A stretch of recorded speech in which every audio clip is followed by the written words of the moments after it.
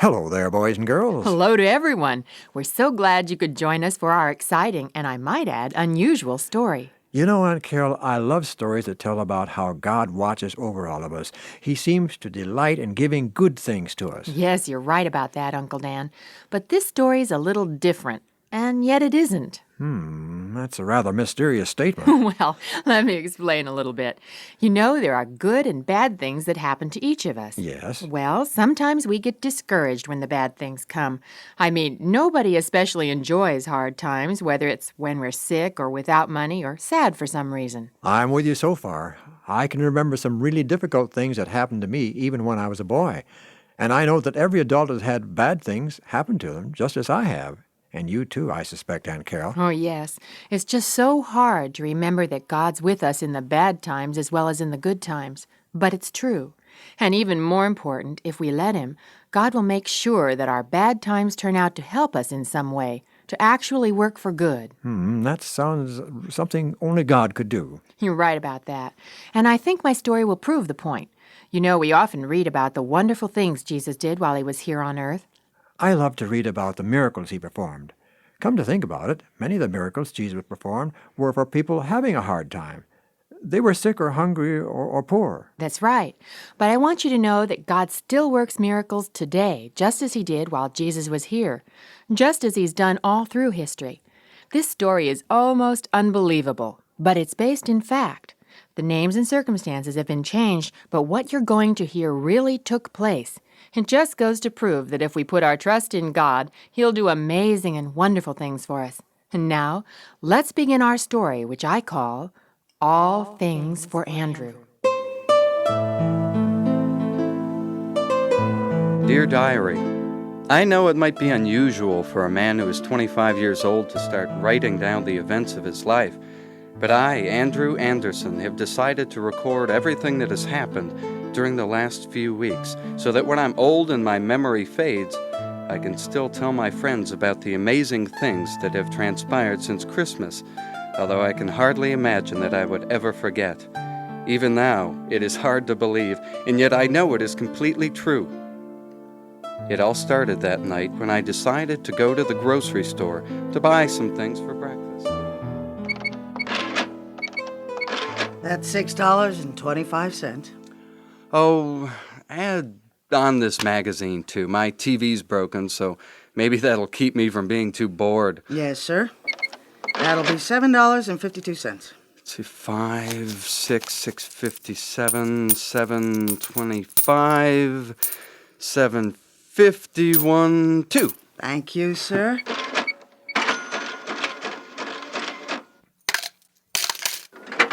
There you are. Be careful now. The street's as slick as glass. Almost had an accident coming to work this afternoon. Oh, don't worry. I'm in no hurry. Nobody to go home to anyway. Well, bye.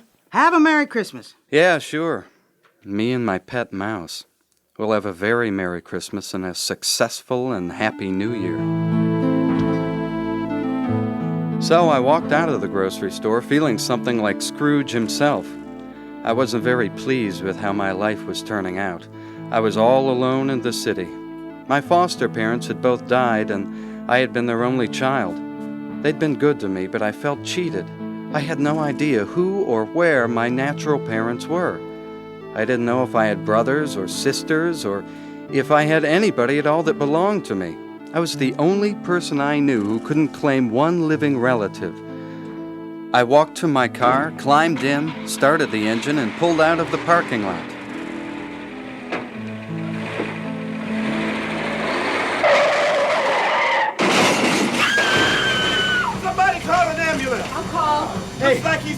He just pulled out in front of me. There wasn't anything I could do. It's him, the man that was just in the store. Hurry, somebody help him. I need a handkerchief or something to stop the bleeding. He's got a nasty head wound. Hit the Oh, windshield. lady, you got something in the store we can use, like some paper towels or something? Yeah, sure, just a second. Oh, come on, buddy, please be all right. Hey, it wasn't your fault. I saw it all happen. Nobody could have missed him. He just didn't look. Here, see if these will help stop the bleeding. Thanks. It'll be good enough until the ambulance gets here.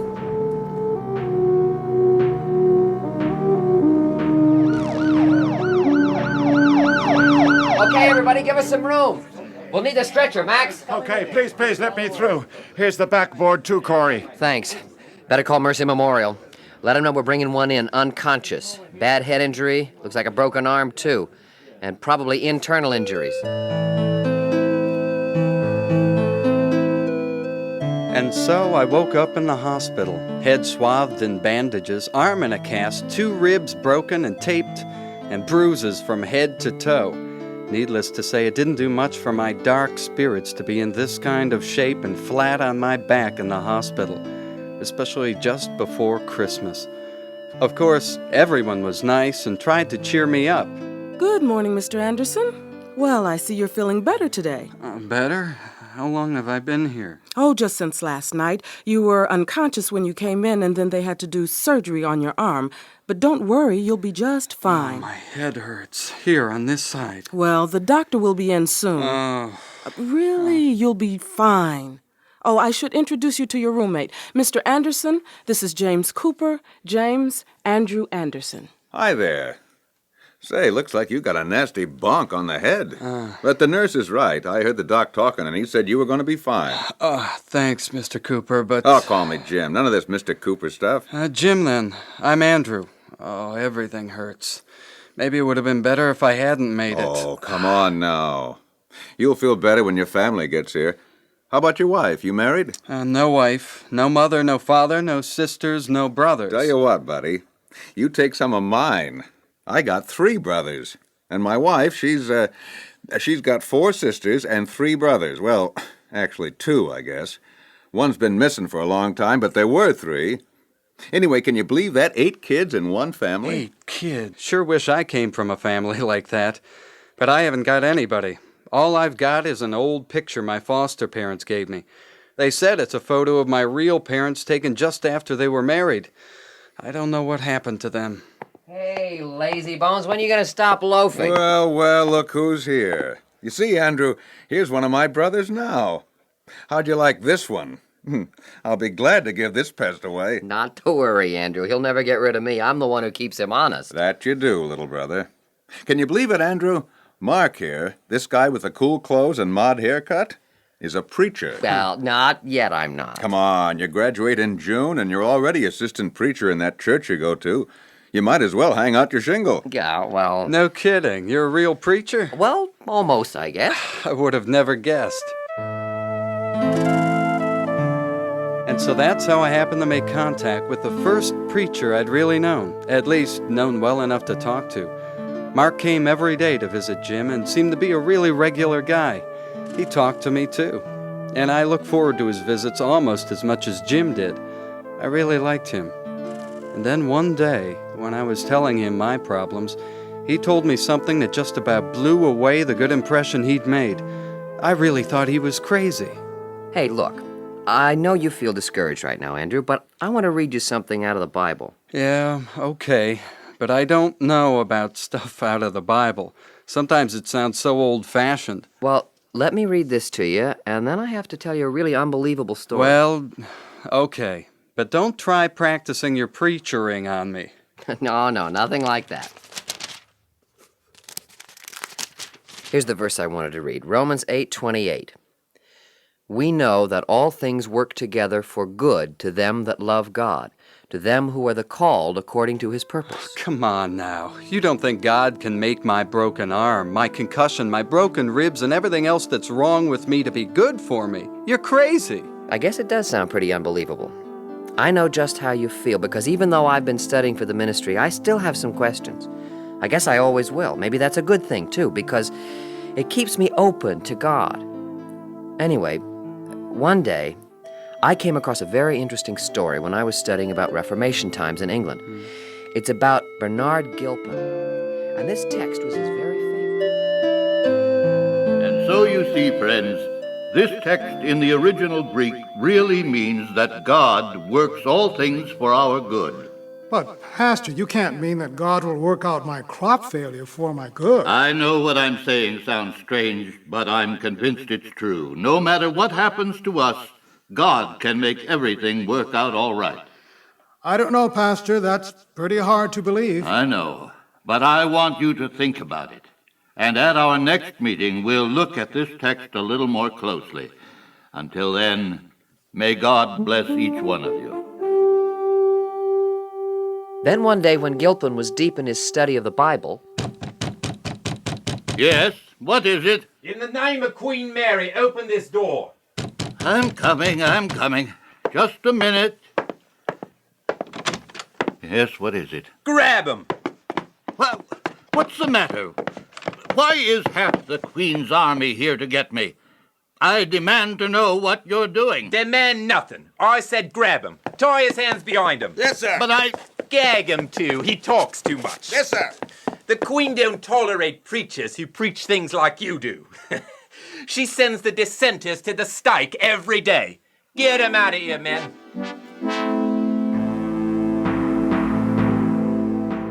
Bernard Gilpin, you've been charged with heresy, which, as you know, is treason.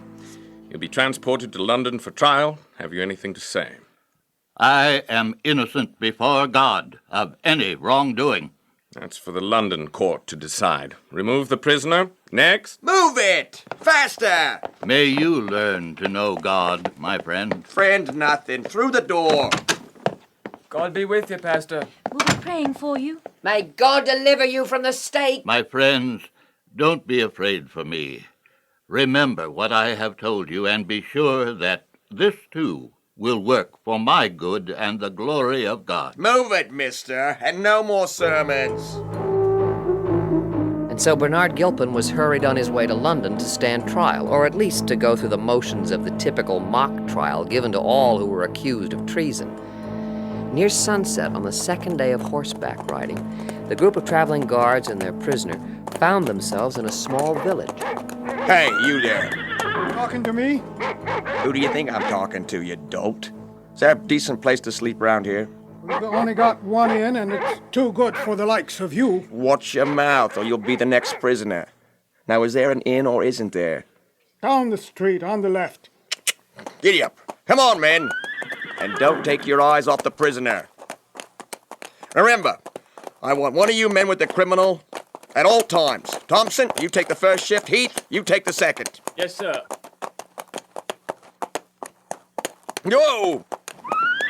Gilpin, you stay put until I say move. Thompson, you go inside and make the arrangements. Yes, sir. Heath, you unsaddle and take your horse around to the livery. Right away, sir. Here you go, Thunder. Oh, come on, Thunder. Okay, Gilpin. I'm going to dismount. You sit real quiet. Whatever you say. That's right. You just be real cooperative and we'll get along just fine. Thompson, you done yet? Yes, sir. Here I am. Good. Now you take our mounts around to the livery as soon as Gilpin here dismounts. Then you and Heath come inside. Yes, sir. Okay, Gilpin, get down. All right. I'm a little stiff. I'll just swing my leg over and... Whoa, wait! Oh, my leg! Oh! Thompson! Heath! You clumsy fool! Hurry up! Quick, get your horses and go after the runaway. He'll be halfway home. Yes, sir. Gilpin, you make no quick moves, you hear? Oh, my leg, it's bleeding, and my ankle is broken. On your feet, Gilpin. Oh, Captain, I can't. I just can't. My ankle is broken. You just stay there. Just sit there until my men get back.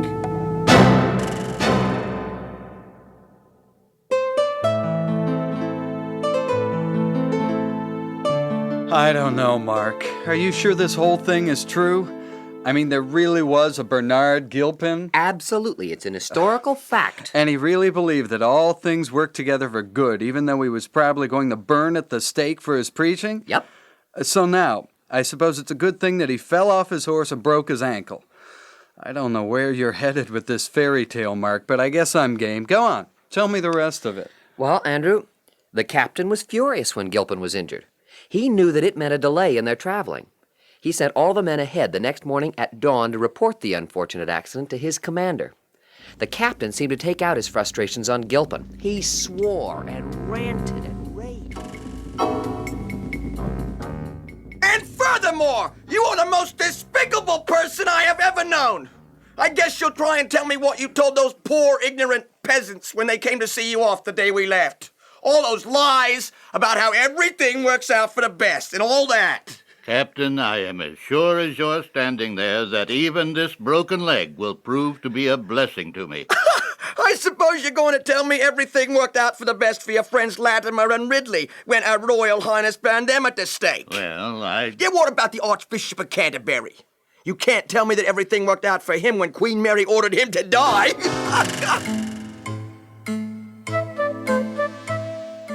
Over 2 weeks passed at the little inn as the captain kept up his unrelenting attack on Gilpin's confidence in God.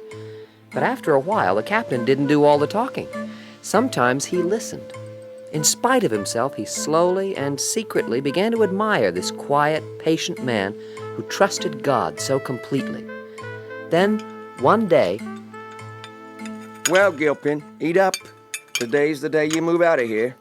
Your ankle's good enough to get you to London, and after that it won't matter anyway. You'll burn at the stake just as well with a busted ankle as without one. if you say today's the day, then I won't protest. You still thinking this is all for the good, eh, Gilpin? You're a fool. But I'll give you this. You don't change your mind. No, sir, I don't. Because I trust God to know everything about me, and I put myself in His hands.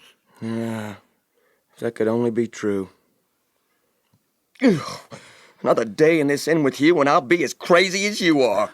That, sir, is my fondest wish. Go on, get your stuff. We're getting out of here. Hey, innkeeper, you got a customer. All right, I'm coming. Well, come on in. Oh, Joshua, it's you. Meet the town crier. Oh, quick, get me something to drink. My throat's so dry I can hardly croak. What's the matter, man? You got news? You look awful excited. Oh, I just got the message. It's Queen Mary. She's dead. She's what? Dead, man, do you believe it? I don't have any details, but she's dead. Queen Elizabeth's on the throne. I don't believe it. Dead? It can't be. Believe it. We have a new queen on the throne. Oh, it's a New England we've got, no doubt about it. Oh, you're a prisoner there.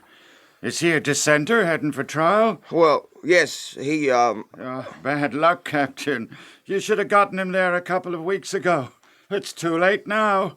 The new queen don't prosecute dissenters. She's a heretic herself. Yes, well, I couldn't very well transport him there with a broken ankle now, could I? No, I don't suppose it.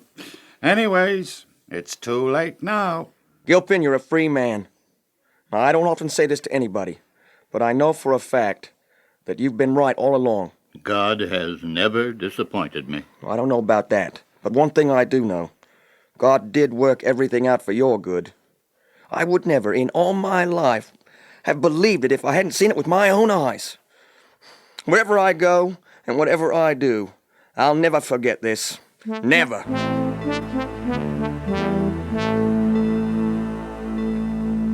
So you see, Andrew, as crazy as it seems, maybe God will use your accident for your good, too, just like he did Bernard Gilpin's broken ankle. Oh, now, wait a minute. You gotta be kidding. Hey, that'd really be something. Well, I believe that God still works miracles today. Maybe he has something really special in mind for you, Andrew. What you need to do is thank God for your situation. Thank him? Just try it. Thank him. And ask him to work everything that's happened to you for your good. I don't know, Mark. It all sounds so crazy. It did sound crazy. Mark seemed like a pretty together guy, but I began to think all those long hours in the seminary must have rearranged his good sense. I decided to forget the whole thing. And then after I thought about it some more, I decided that it really couldn't hurt anything. I mean, what harm could it do to have a little faith in something? And Mark seemed so sure. Maybe there was something to it after all. So I prayed, and I gotta tell you, it really felt strange. Well, things seemed pretty much the same for a few days. I met Jim's wife, Betty. She seemed nice, and besides that, she reminded me of somebody, but I couldn't quite remember who. Anyway, she came every day, and so did Mark, Jim's other brothers, and, Almost all Betty's brothers and sisters came too. It was a regular circus. Then one day, when Betty came by herself... Hi, honey. Hey, you're looking good today. Can't wait to take you home. I can't wait to get there. I know the first thing I want for dinner when I get there, too. Oh, I'm so anxious to get home. That's because you have a beautiful wife to cook for you. Yeah, well, I guess you're right. Oh, sorry, Andrew. Hey, it's okay. But sometimes I do wish I had some family around. What happened to yours? It's a long story, but basically, my foster parents are dead, and I don't know who my natural parents are. I've only got one picture of them, a really old one. Yeah? You got it with you? I carry it in my wallet. Should be somewhere here in the drawer of my bedside table. Yeah, here it is. Well, let me see it. It's kind of beat up. I've carried it for years. Oh, don't worry. I have one of my parents I've had since I was 5 years old. You can hardly tell who they are. Let's see. Here. But, this is some kind of a joke, isn't it? Joke? I don't know what you mean. What is it, honey? What's wrong? Oh, this picture, I know it's old and it's hard to see. I'm sorry. I shouldn't have... No. It's not that. It's just that this... Andrew, are you sure these are your parents? Of course I'm sure. My foster parents gave me that picture when I was little. They told me that this was a picture of my real parents. Betty, what's the matter? Look at the picture. Oh, Jim. What? Yeah, but look, this is... Look, something's wrong. I'm really sorry. Oh, Andrew, no. Nothing's wrong. Everything's right. So very right. This is the most incredible thing I've ever heard, Betty. Quick, get your picture. Okay, I've got it right here. I always carry it, just like I said. Oh, where is it? Oh, here. Look, Andrew. Look at this picture. But I don't understand. It's the same picture. It's the very same picture as mine. Yes. Oh, Andrew, I've searched for you for years. I knew you were there somewhere. I knew someday I would find you. What do you mean? I don't know. Betty has looked for her little brother all her life. You were separated when your father was killed in an accident, and your mother couldn't take care of all the children. The records of the county child care agency were mixed up somehow. So later, after our mother died, and I tried to find you, you couldn't be traced. Andrew, if that picture is really of your parents, then you are my little brother. What? I can't believe it. Are you sure? I'm your sister, Andrew. Your very own sister. I just don't know what to say. I'm so happy. Just think, I've got 7 brothers and sisters. I'm afraid so, my man. Welcome to the family. Oh, yeah, and don't forget my 3 brothers. Hey, Mark is almost related to you. Mark! I can't wait to tell him. He's not going to believe this. Wow, I just thought, what an absolutely fantastic Christmas present. I've got a whole family. A whole family. This is incredible. Oh, Andrew, I'm so glad you were in that accident. Oh, I mean, I'm not glad you were hurt, but I know. I'm glad I was too. Otherwise, I would never have known you. You'd never have found me.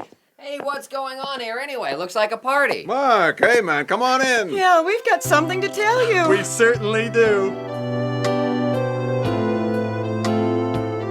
And so, dear diary, there you have it. That's the whole unbelievable story. Truth is stranger than fiction, they say, and I guess they're right. A lot of things were cleared up in my mind. Betty told me that I was the baby of the family. Can you believe that? Me, the man who had no living relatives, is suddenly the baby of a family. I finally knew who Betty reminded me of. It was easy once I knew that she was my sister. She looks almost exactly like my mother in that picture I'd carried all those years. Well, anyway, I imagine you know what my favorite text will be until the day I die. That's right, Romans 8:28. We know that all things work together for good to them that love God, to them who are the called according to His purpose.